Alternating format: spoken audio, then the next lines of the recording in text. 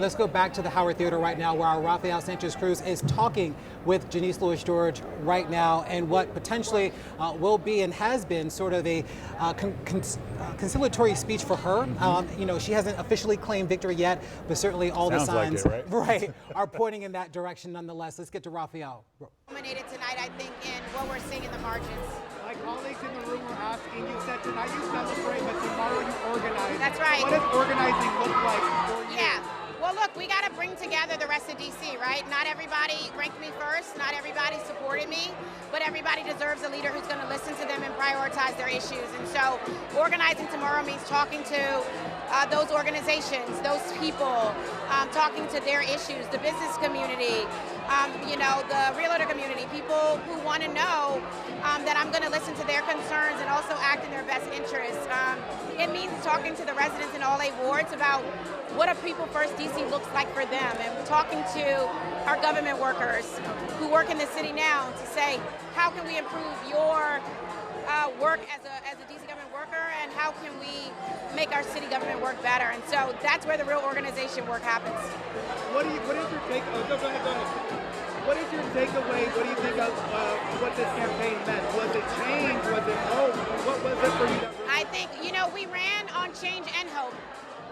And I think, you know, I kept telling people are tired of hearing what government can't do. People want to know what government can do, and they want somebody who's ready to show them that government can do something more.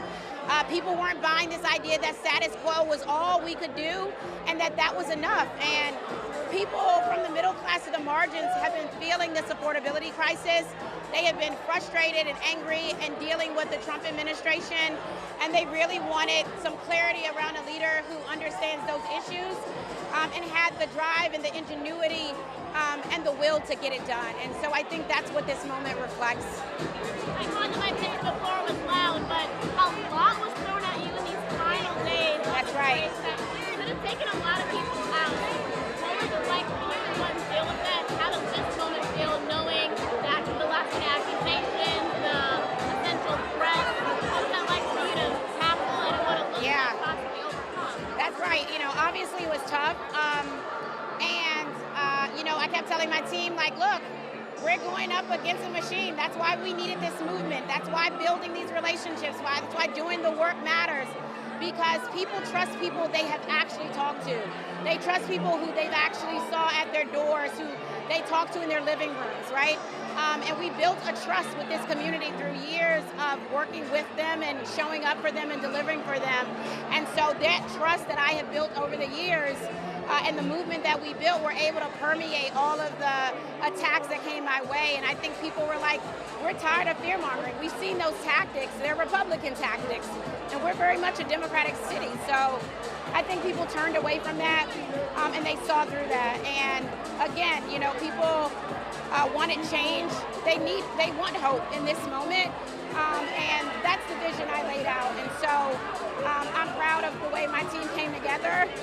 We were like, you guys, this is what we knew was going to happen. We knew this was going to be tough. But that's what this moment calls for. So let's keep going out there. Let's never give up. Let's never leave the doors. You have a baby boy watching all of this happen and unfold. His mom has been out about busy, because I know I've been with you. Yeah. What do you hope he takes away from this? A lot of children watching take away from this. They saw a fiery race. But what do you hope they take from this and your son looking up to him? Yeah. What do you hope he carries about you as mom? Yeah, I want to say one of the best things is having a toddler to ground you when you get home. My son never cares about what's happening during the day. What Donald Trump said or anybody else, when I come home, I'm just mommy. He wants to cuddle, he wants to play, and I always make the time for him. But I want people to understand that that was part of the reason I ran. Being the mother of a black son is a large responsibility. It's a duality where I have to teach him, you know, what it means to grow up in this community, in this city, and in this country, and that the justice system looks at him differently.